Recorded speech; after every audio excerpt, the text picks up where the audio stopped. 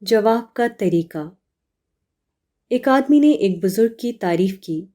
اس نے کہا کہ وہ ایسے پہنچے ہوئے بزرگ تھے کہ وہ نماز کی حالت میں مرے، گویا ان کی موت خدا کی گود میں ہوئی۔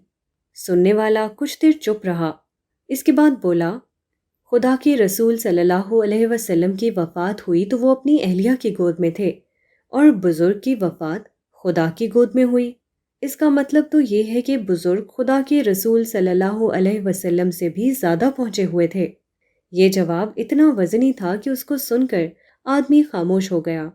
سننے والے نے مذکورہ بزرگ کے حالات پڑھے تھے۔ اس میں اس کو کہیں یہ بات نہیں ملی تھی کہ بزرگ کی موت نماز کی حالت میں ہوئی۔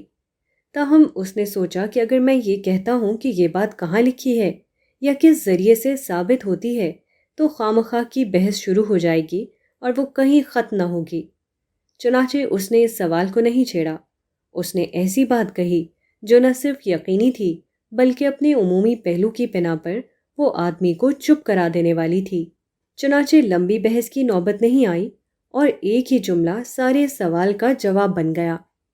یہی ایسے معاملات میں جواب دینے کا صحیح طریقہ ہے۔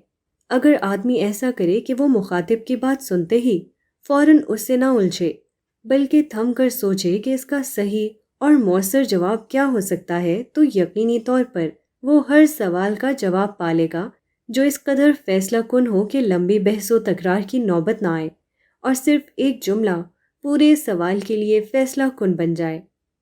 سب سے برا جواب وہ ہے جس میں سوال کرنے والا اور جواب دینے والا دونوں الجھ جائیں اور بالآخر اس طرح الگ ہوں کہ دونوں میں سے کوئی ہار ماننے کے لیے تیار نہ ہو۔